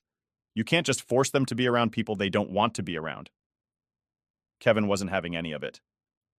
"This is your fault," he snapped. "You're spoiling them, giving them everything they want, and now they think they're too good for their own family. You've come between them and their siblings." I couldn't believe what I was hearing. After everything we'd done for Zach and Mia, this guy had the nerve to accuse us of tearing the family apart? "I'm not the one who's been pushing them away, Kevin," I said, my voice steady but firm. "If Zach and Mia don't feel close to their siblings, that's on you, not us. We've been here for them when you haven't." Kevin looked like he was about to explode. "You think you're the hero in all this, don't you? You think just because you have money you can buy their love? Well, it's not working. You're making them ungrateful, and you're turning them against their own family." Now, this is where I had to bite my tongue. My first instinct was to lay into him, to tell him exactly what I thought about his parenting, his choices, his whole attitude, but I knew that wasn't going to help Zach and Mia. So instead, I took a deep breath and said, "Kevin, this isn't about money. It's about making sure Zach and Mia are happy and healthy. If they're not close to their siblings, maybe you should look at why that is instead of blaming us." At this point, Zach couldn't stay quiet anymore. He stepped forward, standing next to me. "Dad, this isn't about Grandma and Grandpa. We don't feel close to our siblings because we're always taking care of them. We're not their parents, you and Cindy are. But you expect us to be their babysitters all the time, and we're tired of it." Kevin looked stunned. He clearly didn't expect Zach to stand up to him like that. For a moment, it seemed like he was going to back down, but then his anger flared up again. "Is that what you think?" he said, his voice rising. "You think you're too good to help out around the house? That's what family does, Zach. We take care of each other, but you've been too busy playing the spoiled grandkid to even care." I could see Zach's face turning red, and I knew he was on the edge of losing it. But before he could say anything, Mia, who had been quiet this whole time, finally spoke up. "We're not spoiled, Dad," she said softly but firmly. "We're just tired of being ignored. You and Cindy spend all your time with the little kids, and we're just there. Like we don't even matter. So yeah, we like being at Grandma and Grandpa's house because we feel like we actually matter here." Hearing Mia say that, my heart broke a little. She was always the quiet one, the one who kept her feelings to herself. But it was clear now that this had been weighing on her for a long time.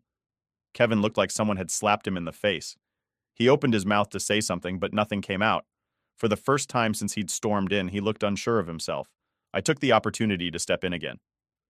"Kevin, I know this is hard for you, but you can't keep blaming us for the way things are. Zach and Mia love you, but they need you to listen to them, not just tell them what they should be doing." Kevin stood there for a few more seconds, his face going through a whole range of emotions: anger, frustration, maybe even a little guilt. Finally, he just shook his head and turned toward the door. "You've made your choice," he muttered, more to himself than to us. "You've made them choose." With that, he stormed out of the house, slamming the door behind him. The room was silent for a long moment after he left. Zach and Mia looked shaken, like they couldn't quite believe what had just happened. My husband put a hand on Zach's shoulder. "You did good, kid," he said quietly. "You stood up for yourself. That's what matters." Zach nodded, but I could see he was still upset. Mia, too. This wasn't how any of us wanted things to go, but at the same time, it felt like something had shifted.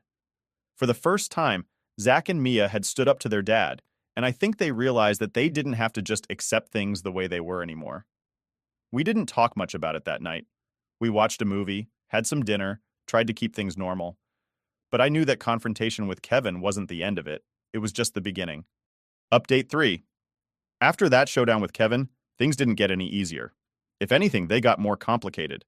Kevin stopped talking to us completely, except when it came to arranging Zach and Mia's visits. And even then, he'd keep things short, cold, like he was doing us a favor by letting them spend time with us. But honestly, I was done trying to make things work with him. My focus was Zach and Mia, and as long as they were happy, I could deal with whatever Kevin threw at us.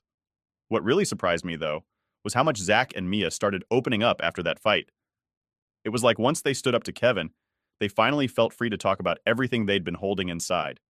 We had some long conversations during those weekends they stayed with us, and let me tell you, the stuff they'd been dealing with at home was worse than I thought. Zach admitted that he always felt like he was walking on eggshells around Kevin and Cindy. He didn't know how to act in his own house because no matter what he did, it seemed like it was never enough. He was either too distant from his half-siblings or not helpful enough around the house. And when he did step up to help, Kevin would tell him he was doing it wrong. It was a lose-lose situation for him. Mia didn't say as much, but I could tell it was weighing on her too. She told me that Cindy tried to play the cool stepmom, but it always came off as fake. Like Cindy would try to get Mia to talk about stuff or go shopping with her, but Mia could see right through it. She knew Cindy wasn't doing it because she cared about her. She was doing it to make Kevin happy. That realization hurt her more than anything. It wasn't like Zach and Mia didn't want a relationship with their half-siblings. They just didn't feel like they belonged in that new family Kevin was trying so hard to build. They felt like outsiders in their own home, and the more Kevin pushed, the more they pulled away. It was clear to them, and to us, that they were stuck in a situation they never asked for. As much as I hated hearing all this, it made me more determined than ever to give Zach and Mia the space and support they needed. We made sure that when they were with us, they didn't have to think about the chaos back home. I wasn't trying to replace Kevin. I knew that was never going to happen. But I wanted them to know they had a place where they could just be themselves, without all the drama. Then, out of nowhere, Kevin called me up one day. He hadn't spoken to me directly in weeks, so I figured it was important. His tone was different too, less angry, more desperate. I could tell right away that something had shifted. "I need your help," he said, almost like it hurt him to admit it. "I don't know what to do anymore. The kids won't listen to me, and it feels like they hate me." I wasn't sure how to respond at first. Part of me wanted to say, "Well, what did you expect?" But I held back. I knew he wasn't calling for a lecture, even though he probably deserved one. Instead, I asked, "What's going on?" He sighed heavily on the other end of the line. "It's just, they're shutting me out. Zach won't even talk to me unless it's about something practical, and Mia barely looks at me when she's home. Cindy's trying, but they're not warming up to her either. I feel like I'm losing them." I leaned against the counter, trying to process everything he was saying. This was the first time Kevin had ever shown any real vulnerability. It was like he finally realized that all his pushing and controlling wasn't working, and it was costing him his relationship with his kids. I don't know what you want me to say, Kevin, I said, keeping my tone as neutral as possible. You tried to force them into something they weren't ready for. You can't just expect them to fall in line. I know, he said, sounding frustrated. But I'm trying to fix it. I just don't know how. I thought about it for a moment. Part of me didn't want to get involved. It wasn't my job to fix Kevin's mistakes, and honestly, after everything he'd put us through, I didn't owe him anything. But the other part of me, the part that cared about Zach and Mia, knew that if there was any chance of making things better for them, I had to at least try.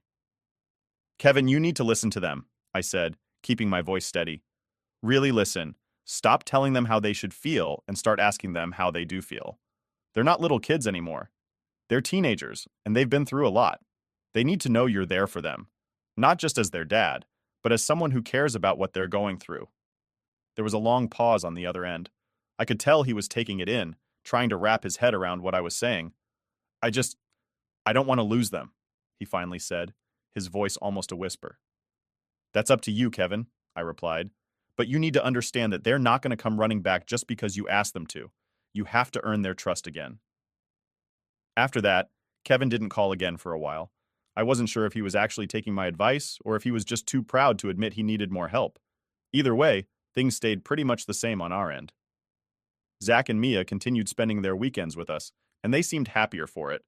But every now and then, I could see that look in their eyes, the one that said they were still dealing with stuff they weren't ready to talk about. Then, about a month later, Zach came to me with something I wasn't expecting. Grandma, he said, sitting down across from me at the kitchen table, I've been thinking, I want to move in with you and Grandpa. I blinked, taken aback. What do you mean, like full time? Zach nodded. Yeah, I can't take it at home anymore. Dad and Cindy are just, it's too much.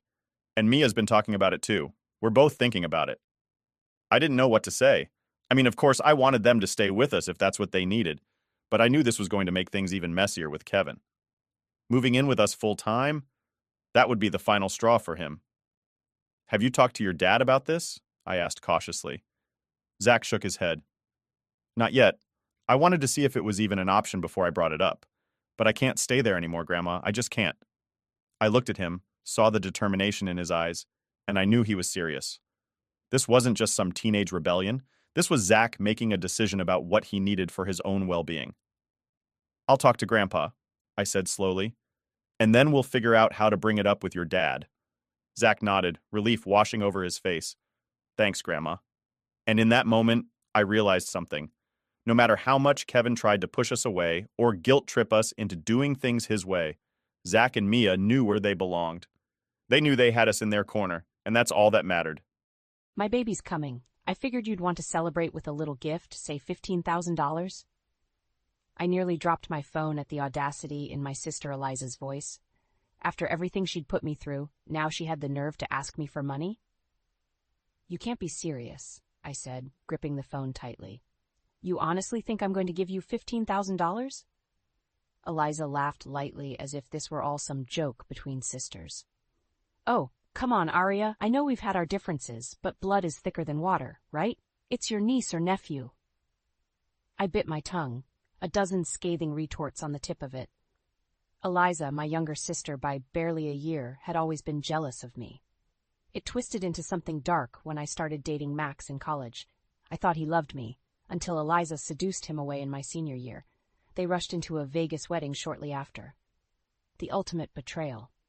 I took a deep breath, trying to calm my anger. I'm sorry you seem to be struggling, but I cannot personally loan you any money. I have my own family to think of now. My husband Lucas walked into the kitchen just then, our 5-year-old Lily jumping into his arms with a squeal. They were my world now. Lucas raised an eyebrow at my tense expression. Who's that on the phone? He mouthed. I mimed a money gesture, and he rolled his eyes. Let me guess. Your sister? He'd never forgiven Eliza for what she did to me back then. Lucas was the one who helped me move on, who showed me what real love is. I nodded and put the phone on speaker. Eliza's sugary voice filled the room. Least you could do is send a nice gift for the baby shower. Lucas set Lily down gently. Why should we celebrate someone who caused you so much pain? He crossed his arms. What's brought this on anyway? You haven't spoken to Eliza in years. You're right, I said firmly into the phone. We wish you well, Eliza, but we cannot assist you financially or otherwise. Her tone turned icy. Can't or won't? Don't pretend you're still not angry. I married Max. She snorted. So petty, Arya. I stiffened, the years-old wound throbbing as painfully as ever. Lucas gestured for the phone, and I passed it over wordlessly. Eliza, Lucas said in his detective voice, consider this a warning. Do not contact my wife again. He hung up with an air of finality before turning to me, his eyes gentle. Are you okay? I let out a shuddering breath as he pulled me close. I just wasn't expecting her to call like that. Asking for money? Unbelievable. Lily wandered over and hugged my legs. I leaned down to lift her up, pressing a kiss to her hair. No matter what Eliza said, I had everything I needed right here. I tucked Lily into bed that night, my mind still reeling from Eliza's call. Lucas came up behind me, wrapping his arms around my waist. Penny for your thoughts, he murmured. I leaned back into him with a sigh. I just can't believe she would ask me for money after everything, and then to accuse me of still being jealous. Lucas turned me to face him, his eyes searching mine. Do you want to tell me exactly what happened between you two and Max? Maybe it would help to talk it through. I nodded slowly. Lucas knew the basics, that my sister stole my boyfriend and married him, but the full story was still painful to share. Eliza was always jealous of me growing up, I began quietly. I was the smart one, the popular one. Got better grades, more friends. When I started dating Max sophomore year of college, she hated that I had something she didn't. My hands curled into fists at the memory. She started hanging around more when Max came over, flirting with him right in front of me. He didn't even notice at first, but over time... I closed my eyes.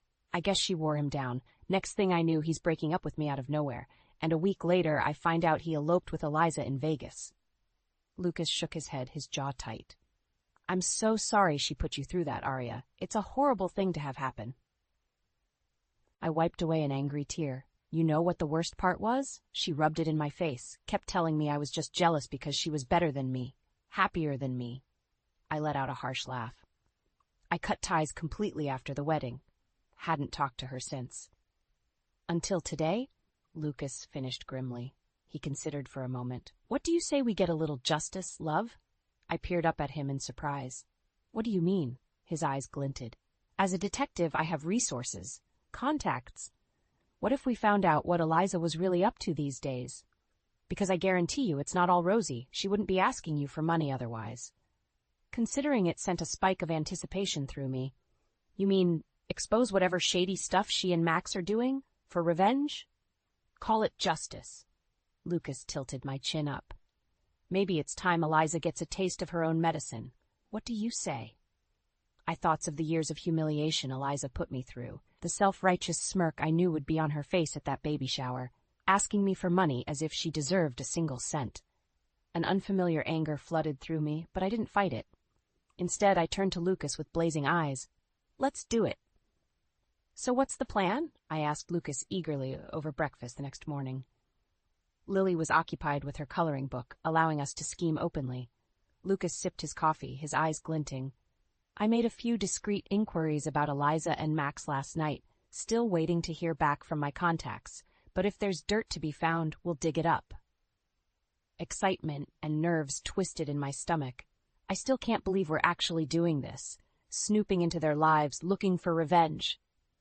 Lucas reached over to squeeze my hand. Hey, don't think of it like revenge. Think of it as veering their karma back on course. I let out a small laugh. Well, when you put it like that. I shook my head, growing serious once more. I meant what I said last night. Eliza has this coming. After the way she tormented me, manipulated Max. My voice hardened. She destroyed our relationship, my trust in people. She deserves justice.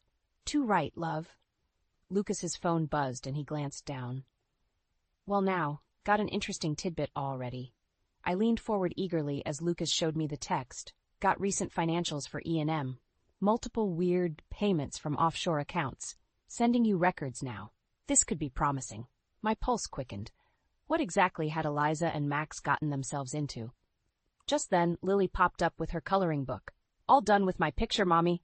Want to see? I smoothed down her hair with a smile. Of course, sweetheart. It's beautiful. Over her head, I met Lucas's gaze. Why don't you go play in your room for a bit, okay? Mommy and Daddy need to talk. She skipped off happily, and Lucas pulled out his laptop, opening the files his contact had sent. My nerves spiked at the walls of text full of numbers and transactions. Lucas gave a low whistle. Well, these two have certainly been busy. He scrolled through rapidly. Lots of money coming in from offshore accounts like my guy said, and... His brow furrowed. Money being transferred back out to various charities? What? I grabbed the laptop, skimming through the listed charities. Most seemed legitimate: children's hospitals, wildlife conservation groups. Are they laundering money through charity donations? It's looking that way. Lucas's expression hardened. Pretty despicable, using good causes to hide illicit funds. He cracked his knuckles. Oh yes, these two are going down, but first... He reached over to grip my hand tightly. We're going to make them hurt. I have an idea. He outlined his plan, the baby shower gift that would set our revenge scheme in motion. My pulse pounded with anticipation, and I squeezed Lucas's hand fiercely. After today, Eliza's so-called perfect life would come crashing down, and this time I would be the one looking down on her with satisfaction. Let's give my sister the rude awakening she deserves, I said, meeting Lucas's fiery gaze. The games were about to begin. The day of Eliza's baby shower arrived, my stomach churning with nerves and anticipation. You ready for this? Lucas asked as we got into his car, our gift for Eliza tucked carefully into a gift bag on the back seat. The contents, a $250 donation to a charity for fraud victims made in Eliza's name, would hopefully expose her shady financial activities to her inner circle. I smoothed my hands down my dress, taking a deep breath. As ready as I'll ever be. Let's do this. We pulled up outside the baby shower venue, an ostentatious mansion that set my teeth on edge. Of course, Eliza would choose somewhere flashy to impress her guests. We walked in to find the party already in full swing. I scanned the room, spotting Eliza holding court in the center, pregnancy glow on full display. My hands tightened around Lucas's arm, time for her charade to end. Eliza's face lit up with practiced delight when she saw us. Aria, you came, and you brought a gift, how sweet. Her smile didn't reach her eyes. Max hovered behind her, face impassive. Congratulations, I forced out. Lucas just nodded, his dislike evident. An awkward silence fell. The other guests whispered curiously. Eliza laughed too loudly. Well, don't just stand there. Come in. We're about to open presents. We followed her to the gift table. I held my breath as she picked up our bag eagerly, no doubt hoping for a stack of cash. Her face froze as she read the charity certificate inside. What is this? She looked up sharply, the first cracks appearing in her polite facade. A donation, to help those harmed by fraud. Lucas said meaningfully, We thought you'd appreciate such a fitting gift. Eliza's eyes blazed. The party guests stared. What exactly do you mean by that? Eliza bit out. Max stepped forward, face darkening. Watch yourself, detective. It's interesting how defensive they're getting, no? Lucas interrupted loudly. Makes you wonder what they might be hiding. His eyes swept the silent crowd, planting seeds of doubt. Eliza advanced on us, sharp and swollen at once. How dare you try and ruin my shower with these disgusting insinuations? Her shrill voice echoed in the hushed room. I stepped forward, años of hurt and rage rising up. How dare you show up in my life again asking for money, as if you didn't steal everything from me? I seethed loudly. Gasps rose. Lucas restrained Eliza as she lunged at me. Her perfect facade lay shattered on the floor with our gift wrapping. Lucas eyed the stunned guests. We'll see ourselves out. Give our regards to the happy couple. He spun on his heel, whisking me away. We left chaos in our wake. Eliza screeching, guests questioning, her flawless reputation unraveling before my eyes. Finally, it was her turn to hurt. As Lucas and I drove away, I let out a shaky breath. Our revenge had only just begun, but seeing Eliza exposed and outraged felt sweeter than I imagined. She wasn't going to get away with this unscathed. For the first time, I truly believed that. And it was freeing. In the aftermath of the baby shower showdown, my phone blew up with angry voicemails from Eliza. I ignored each one, blood still buzzing from the confrontation. Lucas and I lay in bed that night rehashing the fallout. Did you see her face when she opened that gift? I said gleefully. She absolutely lost it. The perfect princess with a temper after all, Lucas chuckled. His phone rang suddenly. He sat up when he saw the caller ID. "It's my financial crimes contact, Nadia. This could be promising." He answered, face intent, as Nadia spoke. I gnawed my nails nervously until Lucas ended the call with a satisfied grunt. Well, it seems our little stunt spurred some of the baby shower guests to come forward. Seems they've suspected Eliza and Max were up to shady business for a while now." I sat up eagerly. "What did they say?" Lucas's eyes gleamed. "That right around the time Eliza got pregnant, Max came into a lot of money, new cars, new house, but no one knew where it came from, and some of the funds were apparently being laundered." I clenched my fists as anger flooded through me. Of course, Eliza would rope Max into illegal activity, too. Unbelievable. Is there proof? Nadia has a few leads. Lucas's expression turned steely. If those funds were obtained illegally, we'll find out. But my phone started vibrating with yet another call from Eliza. Before I could ignore, Lucas gently took my phone. "Let's give your sister a taste of her own drama, shall we?" he answered as I looked on nervously. "Eliza, what can I do for you?" Muffled shouting exploded through the speakers, and Lucas held the phone away from his ear with a smirk. I could make out a few screeched words. "Destroy you!" "How dare?" "Won't get away." Lucas just chuckled darkly once the shouts quieted. "Are you quite finished? Here is what's going to happen next, Eliza. I'm digging deep into yours and Max's affairs, and if I find even a hint of fraud, you'll have much bigger things to worry about than your reputation." He paused as Eliza tried to sputter out a response. "Oh, save it. For Arya's sake, I've let you get away with enough. That ends now." His voice lowered to a steely promise. "You'll be hearing from me soon." He ended the call on Eliza's screams. My heart pounded as I met his fiery stare.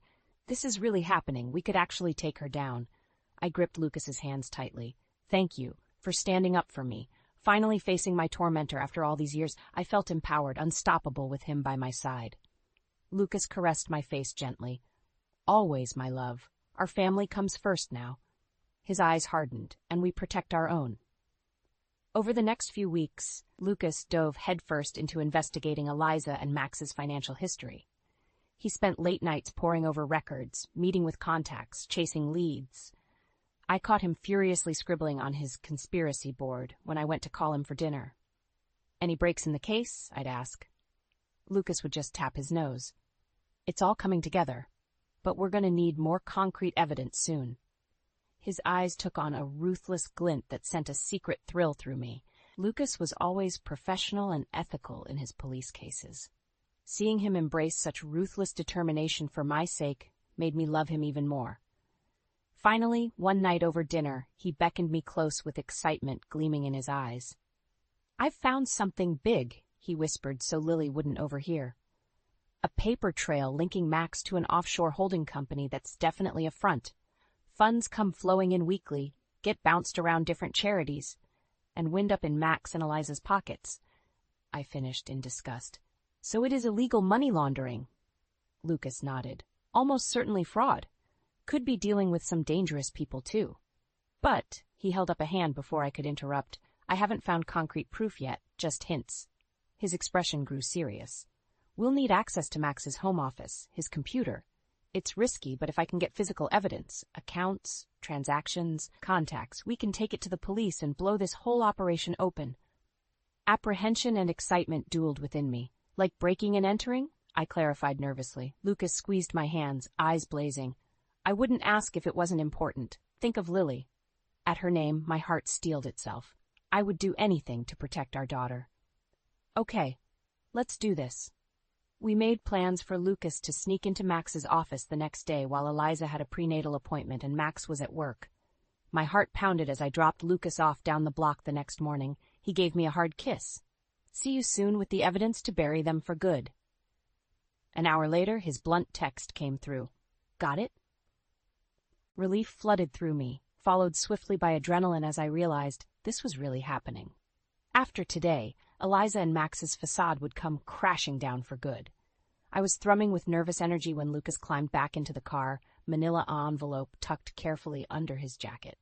Wordlessly, he passed it to me. I opened it with trembling fingers to see Max's financial records, emails with shady contacts, everything we needed to expose the truth. We did it. I breathed. Lucas's eyes mirrored my exhilaration. Let's go end this. Lucas called in a favor from one of his trusted police captains, Mike, to help us take Eliza and Max down. We filled him in and showed him the evidence. His lips got thinner and thinner. These are very dangerous people your family's gotten mixed up with, he said gravely. We laid out a sting operation to catch Eliza and Max red-handed. Tomorrow, when Max went to collect one of his charity deposits, the cops would be waiting. That night I lay awake, heart pounding with anticipation, fear, and elation. Lucas soothed me with strong hands, kissing away my tension until I slept. We dropped Lily at my mother's the next morning, so she'd be safe. Lucas, Mike, and a team of undercover cops set off to secretly stake out Eliza and Max's mansion, getting into position. Finally, my phone lit up with a single word from Lucas. Go. Hands trembling, I punched in Eliza's number. She answered with a suspicious, "What?" I took a breath, hiding my nerves. "I want to talk.